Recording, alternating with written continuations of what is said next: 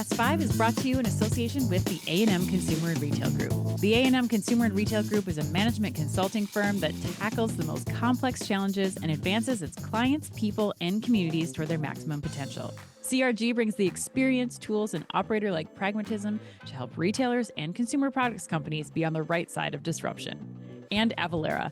Avalara makes tax compliance faster, easier, more accurate, and more reliable for 30,000 plus business and government customers in over 90 countries. Avalara leverages 1,200 plus signed partner integrations to power tax calculations, document management, tax return filing, and tax content access. Visit avalara.com to improve your compliance journey. And Miracle. Miracle is the global leader in platform business innovation for e-commerce.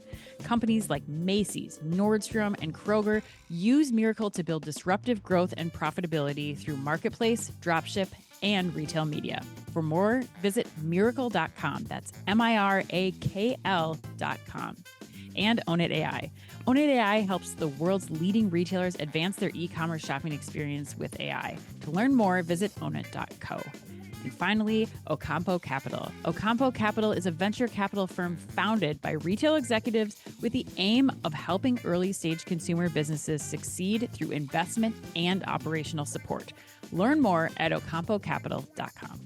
Hello, you are listening to Omni Talk's Retail Fast Five, ranked in the top 10% of all podcasts globally, and currently the only retail podcast ranked in the top 100 of all business podcasts on Apple Podcasts. The Retail Fast Five is the podcast that we hope makes you feel a little smarter, but most importantly, a little happier each week too. And the Fast Five is just one of the many great podcasts that you can find from the Omni Talk Retail Podcast Network, alongside our Retail Daily Minute, which brings you a curated selection of the most important retail headlines every morning, and our Retail Technology Spotlight series, which goes deep each week on the latest retail technology trends. Today is November 13th, 2024. I'm one of your hosts, Sam Mazinga. And I'm Chris Walton. And we are here once again to discuss all the top headlines from the past week, making waves in the world of omnichannel retailing. Chris, before we dive in, would you like to ask me about the Donegal that I'm donning today? Your Donegal sweater, Anne? I don't know. Yes. Would you like me to ask you about it? I think you would. You love everything Irish, so I thought that you would appreciate this Donegal sweater. I'm definitely down with County Donegal. Is there a reason you're wearing it though? Like what? Pray tell, Anne. What is that reason? Yes. So as some of our OmniTalk viewers may have seen, I have started a new series along with retail stylist Anne Marshik, and we have been diving into fashion's missing middle, Chris, which is covering all the fashion. Missing middle, Anne? It's all the fashion retailers that still have fashionable products, and there's still style to be found that's not fast fashion and that's not super high-end luxury. And so this week we just released our last one. We covered Land's End. So there are some really great things, including this Donegal sweater at Land's End, and especially for the gentleman, Chris. Especially for the gentleman who appreciate. This is actually a men's Donegal sweater that I'm wearing today. Oh, it's a men's Donegal sweater. Wow. You can have your very own Donegal sweater from Donegal County. Is that what you said? Donegal County? Donegal County, yeah. County Donegal. Yes, Donegal. Okay. But Anne, so I want to make sure I understand this for the audience. So middle is meant to connote the middle part between fashion and high-end luxury, not middle-aged, right? That's not, or is it a little bit of both? I'm curious. Like, what do you think? You can define your own middle. We are exploring specifically retailers who are at the malls. Land's End is at a lot of local strip malls. So like something that's middle of the road price point. But if you're middle-aged, as I am, you could also use this as your moment to shine with fashion's missing middle. That's totally fine. We're accepting you. Are we middle-aged now? Is that true? Is that what we are? Are we technically middle-aged? I mean, I think so, right? Like, what's the life expectancy? Like 80? Yeah, I'm more than halfway there, so I must be middle-aged. Yeah, I think it's like 74 or 72 for a guy. You're gonna outlive me, but I think that's a scary thought to start this podcast. I think we better get to some fun headlines now, Anne. What do you think? Okay, let's go into it now that you've already made our imminent death feel even closer than it should be. We should definitely get to the headlines, Chris. I've got less than 30 years. Okay, all right. It's this week's Fast Five. We've got news on E.l.f. Beauty expanding in Dollar General, a flurry of announcements from Instacart surrounding its connected store initiative, Lowe's debuting a new home platform for its loyalty members, and Amazon opening up 8 new Amazon Fresh stores. But we begin today with news that is just too good to keep under lock and key. And you see what I did there? I did. Brilliant transition, Chris. Headline number one. Thank you, Walmart. Ann. I worked hard on that one. I know you did. Walmart is testing new technology in stores that would let people open security locks for products with their cell phones. According to Bloomberg, the technology is currently live in a few hundred Walmart stores and right now only allows employees to unlock cases without manually using keys. Well, the company is rolling out the test to its employees first. It has reportedly also discussed extending mobile unlocking to Walmart Plus loyalty members. Chris, this is also where A&M is going to put you on the spot with the A&M CRG question. Chris, they want to know, being able to unlock secured products on shelf yourself versus waiting for employees would be a meaningful time saver and consumer experience benefit. But, Chris, would you have any concerns about the exclusivity of restricting this to Walmart Plus members? Ooh, Anne, that is an awesome question. We're starting out hot, right out of the gates. My short answer to that question is 100%. Yes, I would have problems. Really? I would have concerns. Oh, yes. okay. But I'll come back to that in a second because I think there's a lot of ground to cover with this story. So first of all, I love this idea as a test. You know, having worked in a Target store where I had to find a key to unlock the video game cabinets when I did not have one was always a major pain in the ass and was definitely a big customer disappointment when, you know, you go to ask the employee that doesn't have it and you don't have it and you just got to wait and you got to find it. And there's far more mobile devices going around in a store than there are like sets of keys. That's my opinion anyway. Right. So, you know, with that said, I think enabling employees to unlock cabinets via mobile devices, you can also personally identify the user that way too, which when in comparison to a key, you can give that key to anyone. You don't know who's unlocking that cabinet. So that has, you know, shrink implications as well. So all that makes this a big win in my book from a test perspective.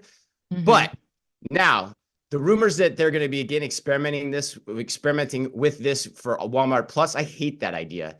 Oh, really? Because Walmart is, I hate it, Ann, because Walmart's essentially saying it to its customers, look, you're okay to unlock the cabinets because you're paying us $98 per year. That just doesn't smell right to me. Like, why can I get my Tide from a cabinet because I'm paying $98 per year? I'm going into Walmart. I should be able to get the same benefits. So I'm all for experimenting with the Walmart app being a tool to unlock a cabinet, but not Walmart Plus. It's not in the ethos of Walmart. And the other point I would make, even with the Walmart app, you could put some type of extra identity verification in that app to enable any consumer to unlock a cabinet. So that's why I like where this could go. But at the end of the day, I hate the idea of Walmart Plus being the conduit by which people as consumers can unlock these cabinets. What do you think? I mean, you sound like you disagree.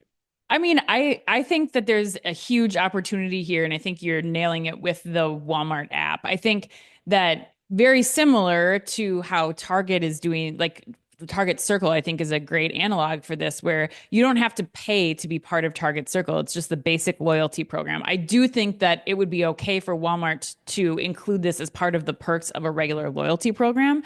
I don't know that it makes sense for us to have, you know, for it to just be for Walmart Plus members. But I think like this is a huge advantage, and it should, you know, there should be some identifier. If this is truly the way that Walmart's going to go about this, and I still don't know that I agree that, you know, keeping things under lock and key is the best experience as it is. Like I'm much that's more a whole nother point. Yeah, I'm much more of a proponent of going the Sam's Club way of things, where, you know, you're identifying yourself upon entering, and then you have zero disruption to the shopping experience. Yeah.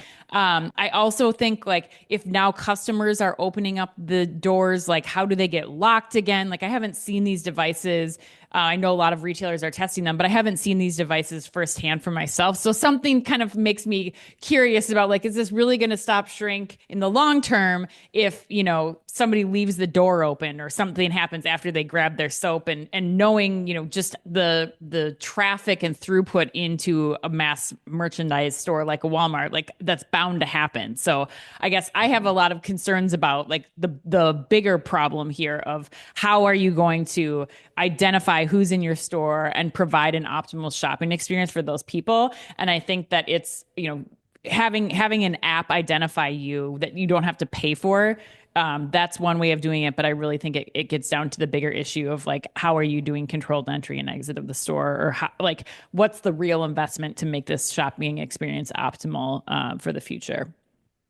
Yeah, it's funny. My mind wanted to go there too, like the controlled entry and exit point. But the one thing that I don't think any of us really understand yet too is how much of the shrink problem is employee related versus how much is consumer related too. So in a way, this helps solve the employee, issue, which a controlled entry and exit doesn't necessarily. Now, my hunch is that it's still a little bit of both, and probably more on the consumer side than the employee side, quite honestly, because you can monitor your employees a lot more closely than you can your consumers, and you can take action on them much more swiftly than you can your consumers too. So yeah, I think at the end of the day, like you're right, like if this is the experience that we're going to end up creating, it's not a great experience. And I'd rather just, come up with some new way to identify myself at entry, like whether it's like, hey, do I have to show my ID? Do I have to give my credit card to enter? If I don't have one, do I go to the Walmart help desk and sign up for one? So you're not limiting anyone. You're just requiring that as a step to shop. And we've talked about it a lot. Do we start to see that more? I don't know. I just like that. I'm with you. I like that idea better than what this is doing. But this, given the constraints, is still like, I think it's a smart test, particularly for the employee side of things. Yeah. I mean, I think the other thing too is like do you feel the same way about Scan and Go? Like, should Scan and Go then be limited just to Walmart Plus members like it is right now too? So, like, could you start to unlock that if, again, like, does Walmart, to your point, because they have this ethos, like, do you just create new abilities in the app? Because Walmart's still getting data from the customers, then they're still identifying the customers in that scenario. But can it be something that's available to everyone versus, just people who are paying that upper level Walmart Plus? Yeah, and we're going to go long here on this one in particular, because there's a lot here in this story. And your question about Scan and Go is interesting too, because I had a conversation with a Business Insider reporter this week. He asked me that exact same question. And what I told him is like Scan and Go is an opt-in to use. I can choose to shop the store that way. But unfortunately, if I want to go buy Tide behind a locking cabinet, everyone is forced to shop that way. That's why this feels different to me. And it's asking the Walmart, it's delineating the Walmart customers too much if you go the Walmart Plus angle to unlock the cabinet. So I don't know. But yeah, there's a lot of ground on this story that just makes your mind go, whoa, let me stop and think about what the right approach is here. All right, headline number 2. In its earnings call last Wednesday, e.l.f. Beauty's CEO announced plans to expand with Dollar General stores. Quote, "We're pleased to announce we'll be expanding e.l.f. to a subset of Dollar General stores in November," e.l.f. Beauty CEO Tarang P. Amin said during the brand's 2025 Q2 earnings call on Wednesday, and as restated by Glossy. Quote, "Dollar General has a stated strategy of serving the underserved, with 80% of its stores serving markets of 20,000 people or less. With this launch, we hold true to our mission to democratize access for consumers who otherwise wouldn't have the best of beauty, particularly in rural areas, which have traditionally been served by only the major legacy brands." And how will e.l.f. Beauty's expansion into Dollar General impact the beauty retail landscape? What is your take on this headline? This is a massive opportunity for e.l.f., and I cannot wait to see what this test proves out for them, because I think that you traditionally look at the dollar store market and it's the legacy brands that are in there, the Maybellines, the CoverGirls, it's middle of the road product. And for those who aren't familiar with e.l.f., it's really this like elevated beauty product. If you look online, like this product wins consistently time after time, wins awards for being like best in beauty. And it really is kind of that upper lower end tier, like the top of the lower end tier pricing. But you get really great higher quality products than you do with a lot of the legacy brands. And so I think, what really was an eye opener for me when I heard this was an experience I had recently where my kids, they wanted to go to the Five Below dollar store. And I was surprised when I was in there with them, like they started carrying some of these products. And I was surprised that, typically I would just let them run free and like they would pick out their stuff and we'd go check out. But I was actually surprised that I was in the beauty section just checking it out. And sure enough, they have some of these products that ordinarily I'd have to go to a Walmart to get, or I'd have to go to a Target to get. And now I could get those products in that same place. So I think as Dollar General, especially, is continuing this massive expansion, to be able to have yet another product for me to pick up while I'm on that dollar store trip could prevent me potentially from having to make another trip to a Target or Walmart, and could start to steal share from some of those stores. So I love this move. I think tons of opportunity, especially in some of these rural areas where, again, like you said in the intro, there's not access to these high quality beauty products, especially at this price point. So I love it. Right. So, and let's play a game here. So let's say like 10 years from now, E.l.f. has expanded across the country in Dollar General stores. They've expanded their beauty lines in general across Dollar General stores. Who wins and who loses in that? I mean, I guess we know who wins. Who loses in that, if in that eventuality, should that happen in your mind in the landscape? I mean, I think that you start to look at the product set, the exclusivity that some of these dollar stores are getting with some of these brands. And I think, like I said, I mean, I think you start to look at Walmart and Target really, really starting to be in a position, Walmart loses. Even, and potentially even Amazon for some of these same day purchases. Like, beauty is still not a place where I think a lot of people are going to Amazon first for these products. But yeah, I mean, you've got a great quality product here. You're saving yourself a trip. And I think, we're starting to see so many more categories and so many more reasons to shop the dollar concept, both from a product availability perspective and from a price point.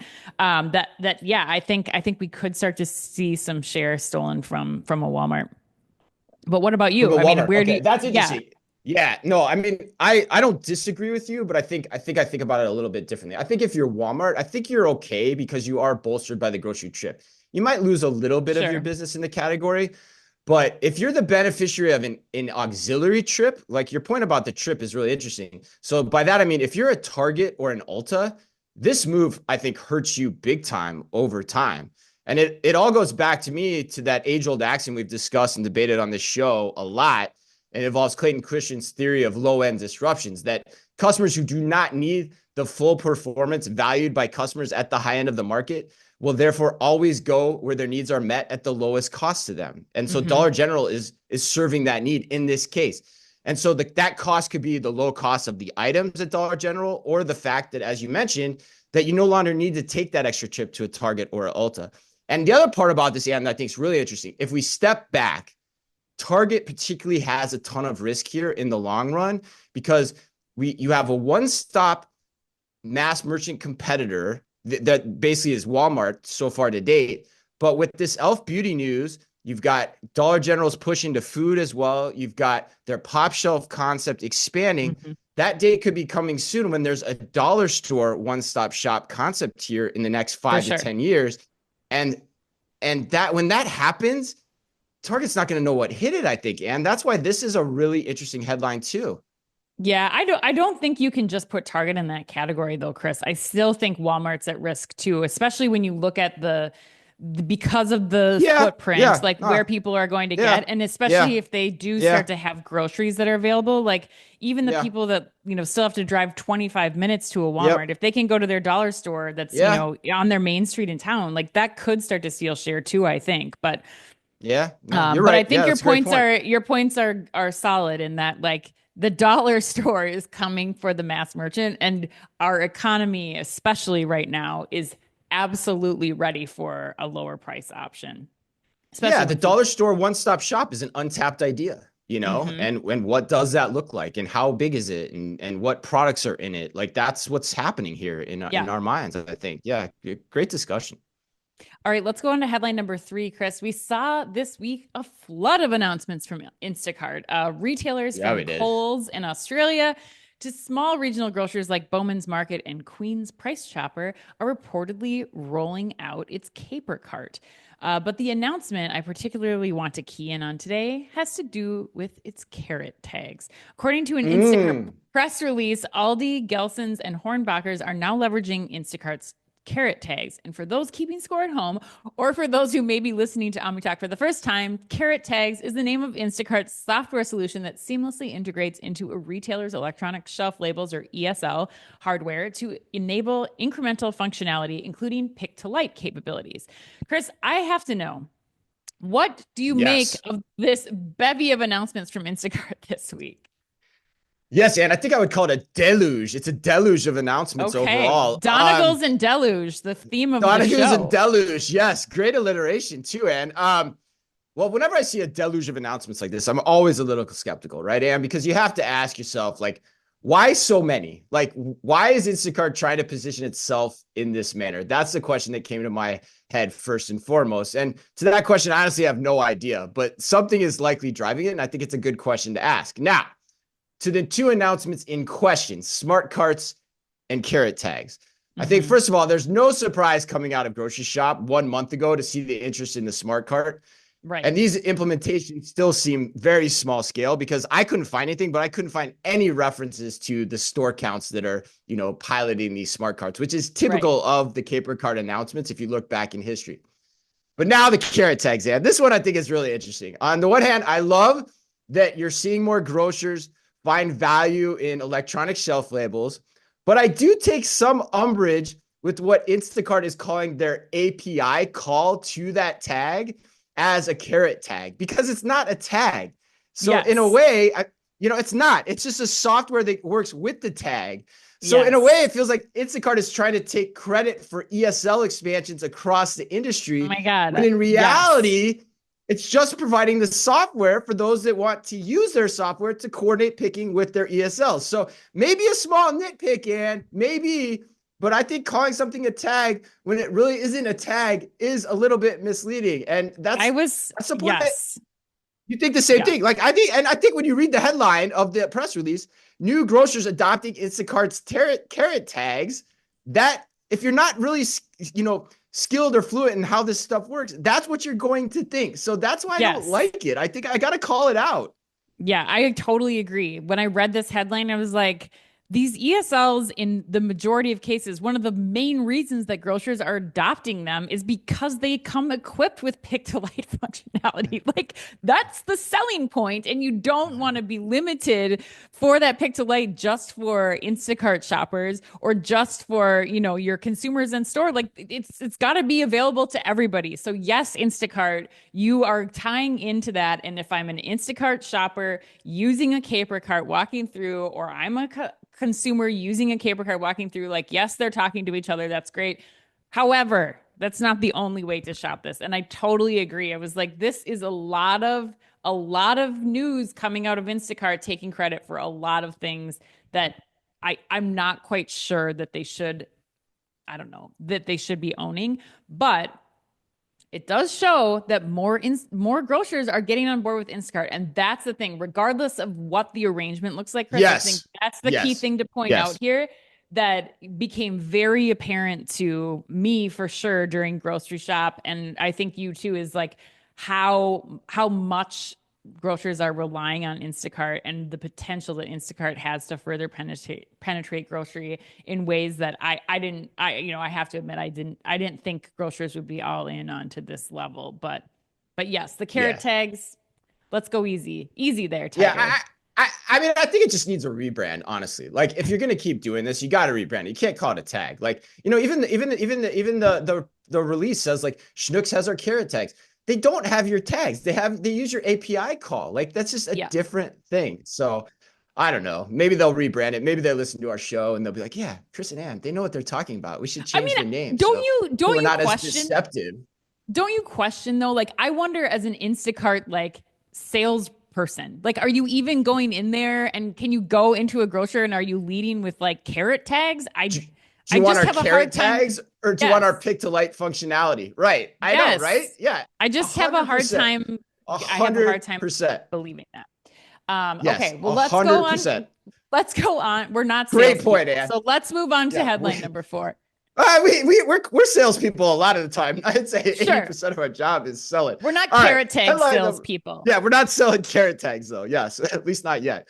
All right. Headline number 4. Lowe's has debuted a digital home platform for its loyalty members. According to Retail Touchpoints, Lowe's has introduced a digital home platform that offers members of the retailer's My Lowe's Rewards program free personalized information about the products in their homes, which includes warranties, manuals, maintenance guidelines, how-to content, recommended subscriptions, and replacement parts. While the platform's initial launch focuses on home appliances, the retailer is planning to eventually expand it to include other aspects of home maintenance. Customers who purchase a major appliance connected to their My Lowe's Rewards account within the past 5 years will automatically see the appliances displayed in their member profile. And this was kind of my headline of the week here, or one of my headline picks of this week. Are you buying or selling Lowe's new digital home platform for its loyalty members? Look, like we've talked about, I just moved into a new house. Yeah, you're into the home buying situation. Yes. If I could have like I get the value of this because we are trying to find like light bulbs and light switches and all kinds of things here. But my question is this really something that Lowe's should be doing? Like, is Lowe's the person that should be owning this? I don't think so. Like, if I were Lowe's, question. I feel like I would be looking to your partners who are already managing the home. So Google Home or Alexa, or, what are the other smart systems that people are already buying into because of their TVs, their Ring doorbells, all these other smart home things. I think Lowe's would be smart to position itself as like a partner within this that integrates into one of those or both of those systems, instead of me having to have another Lowe's app for something. Like, I don't think that part makes sense, because I think, it has to be integrated into something that I'm already using. I don't see myself, even if I bought all my appliances from Lowe's, I don't see myself going in and using that on a regular basis, because it's not something that I need to access every day. So I guess if I were to proceed, I would continue with this path. I think Lowe's has got a good thing going. I would add everything though, like all my purchase history from Lowe's, like paint colors, light bulbs, and my appliances into a larger home management application. But that's just me. I know you like this, so explain to me why. Well, I don't know. Actually, I like it less now. Okay. I like it less now because I thought you presented a really cogent argument there. I think it's your point about who has the right to win in this idea, if it's a good idea, is interesting, because you're not going to make all your purchases at Lowe's, generally speaking. But maybe the My Lowe's Rewards members are. Maybe those are the people that are like really in love with Lowe's and they buy all their stuff at Lowe's. So, if I go down that road, I kind of like the idea, but I don't love the idea. But I think this is where you're thinking too, is like, I think it's a good experiment, right? But the trick is, of course, like, how do you get people to use it? But because if you can't get them to use it, it's going to be a very sticky experience. Because like you said, coordinating your warranty and repair information across all your appliances is not something easy to do. And if Lowe's can make that easy for me, and I shop at Lowe's a lot, then there's value there. And Lowe's should at least be able to get people to set this up very easily too, because I think you can incent people to use it, to interact with it. Lowe's can ultimately pipe retail media into it, into it as well. So I think, from a test perspective, I'm like, why not? That's what I say. But I think your question about who has the right to win is really interesting. Chris, does this change? So you're one of those people that's good and has one of the programs where like you have the Home Service Plus or whatever, the coverage to like make sure that all of your appliances are warranted at any given time. What if Lowe's added a service component to this? Does that change your opinion of it? Because that might slightly skew where I land on this. 100%, because that's when you said who has the right to win on this. I think that was where my mind went exactly. It was like a service like that. Whoever is going to maintain your furnace and your air conditioning unit is going to be the primary person that you want to house this information, because that's how you're going to be coordinating this. So yes, if Lowe's can partner with somebody like that, or Lowe's starts their own service themselves, which they may even have, I have no idea. Right. Then yes, I like this idea a lot more. And I think that's what you're thinking too, right? Yeah, for sure. I mean, that's a totally different business model. But I think, again, it makes sense of like, then there's the, like, it gets back to what we were saying too. Like, then there's the incentive to be going to that, or to be using it or looking at it more on a more frequent basis. So, all right, Lowe's, let us know. Lowe's is let us just the know. provider of the new furnace or whatever, you know, in that situation. Exactly. Right. Exactly. When it breaks down, which it will, Ann, which it will. Ugh, I'm not ready to hear that yet. Okay, Chris, headline number 5. Amazon Fresh is not dead yet. According to Grocery Dive, I'm not dead yet. According to Grocery Dive, Amazon confirmed the opening of 8 stores across 5 states and will continue to selectively add locations based on consumer response.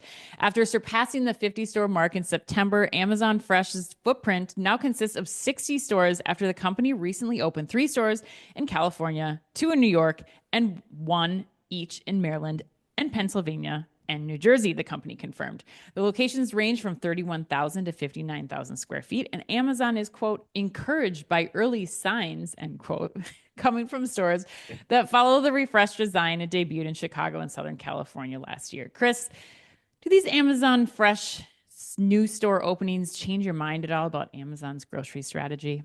We're back talking about Amazon grocery strategy. And I'm thinking, no, not a bit. Nope. You know, when I read this headline, I think on the plus side, I could say that at least geographically, they're keeping them concentrated to specific markets, right? They're not like building one random one in Kansas, for example, you know? So sure. That's good. That's small win, but you got to take them where you can. But with that said, I think what I find most interesting about this headline is the undertone. You know, it's the undertone of the headlines as I read about them this week. It's all about the, quote, testing and learning. And those are my quotes, really. Those are Joey Tribbiani quotes. It's like, it's all about testing and learning. It's not anything about like why people should change their grocery shopping habits and shop these new Amazon Fresh stores. And I got news for you, Amazon. Once you get to 60 stores operating on both coasts in Illinois, it gets a lot harder and harder to refashion those investments into something that is captivating, because at 60 stores, and I mean, you know it, you're already kind of a chain, you know, you're a chain, you're a grocery chain at 60 stores. And so generally speaking, when you're at 60 stores, you got a prototype that works. And that's not the case here if you're still testing and learning. So, you know, I think at the end of the day, we step back here. We think Amazon just got ahead of itself with Just Walk Out technology being the hook and its expansion plans. And, you know, they're just likely saying test and learn because they quite honestly know they just don't have a strategy that's that captivating and that is that convincing it's going to work right now. That's my opinion on this story, but I'm curious what you think. Yeah, I mean, I agree. I'm really curious as these stores are rolling out to see what is pulled, if anything, from the tests that we've talked about over the last couple of weeks that are being conducted with the, you know, the attached automated warehouses, or the different concepts that they've been testing in some of the other newer stores. But the other thing too, Chris, for me, especially given the story we just talked about with Dollar General and e.l.f. and, you know, their expansion, especially as they go into food, like I think low prices are going to be key here. And if I'm Amazon Fresh, I think based on what they've learned so far, like you are going to me, the key benefit here is going to be, can you get the lowest prices possible on the highest quality food? Like, can you be the e.l.f. beauty of food? Is that a survivable strategy for Amazon? Because it's not about the experience-based shopping like you talked about. It's not about just walk out anymore. Like, there's not enough of a reason to go to these stores. So I'm really curious to see like what they do end up changing, and hopeful that this isn't just like, you know, these stores have been vacant for 7 years and they've decided to, you know, do a concept in here again or something. So it's, there's a lot that they have to do to win. And I don't know that they're ready to do it based on what we've heard in the last few months. Well, you bring up 2 questions I want to ask you based on what you said. So like one more is a statement. The other one's a question. So like the first one about low price, like how are you going to conceivably compete on scale and low price when you have Walmart and 4,600 stores and you've got the likes of Aldi, you know, as well? Like that just seems like an impossible thing when you've got 60 stores of produce and meats and all that kind of stuff. So like that just seems impossible. But the other point I want to ask you about is like, because you brought up you're interested in seeing the tests, right? Like you know, they start incorporating some of the other tests we've seen, like the warehouse, you know, alongside the store or whatnot. But like, I'm asking you, does I mean, we talked about this a little bit, but I don't think we talked about it as overtly. Like, does the idea that you can buy Pepsi from a micro warehouse while you're shopping a store make you want to go to that store? No, like it does jack all for me, honestly. Like that doesn't make me want to switch from Kroger or Walmart or anywhere else I'm going. Like, does it? I mean, when you think about it that way, it's point. Yeah, it's another step. It's like kind of the opposite, which is funny. It's kind of the opposite of what Just Walk Out went to do. It's like now we're gonna create a new grocery store, and you're gonna have to shop another new way that's less convenient. Like now you have to put in your order for your Pepsi and your Lay's potato chips in a separate way than you could have before, or you could just go to Kroger across the street and get it all done in one fell swoop. But yeah, it reminds me of the analogy that somebody told us when we started entrepreneurship, where they said entrepreneurship is like you're drowning trying to save a kid and somebody throws another kid and asks you to save them too, you know, like here you go. That kind of feels like Amazon's grocery strategy right now. I don't know, but hey, gotta do what you gotta do. Test and learn. Test and learn always. You can never argue with test and learn, Ed. Never. Oh God. The cities are probably happy that they're going back into these vacant buildings that have been sitting there. At least I'm sure that might be the silver part of this. Yeah. Yeah. Right. All right, Chris, let's go to the lightning round. Question number 1 for you. Vuori just hit a $5.5 billion valuation thanks to their latest $825 million funding round. If Lululemon and Vuori were side by side in the mall, which one are you going to first? Oh, I think you're the same on this one, but I'm curious. I want to hear what you think too. But for me, it's Lululemon. Like the Vuori stuff does not fit my tall torsoed body very well, and you know it just doesn't. More than the listeners needed to know, but yes, I think I'm generally speaking that's a problem for me. But you are too. Okay, yeah. Generally speaking, I have problems with everything that fits me, but Lululemon does it better than Vuori for me. But what about you? You're the same way? No, I'm still kind of a Lululemon loyalist. You are. I've got a few Vuori products that are very nice, but I don't know. It's not I don't know. I'm going to still go to Lulu first. Sorry, Vuori. Yeah. I do. Yeah, sorry. You're good. You're good. You can still get a sizable chunk of the market.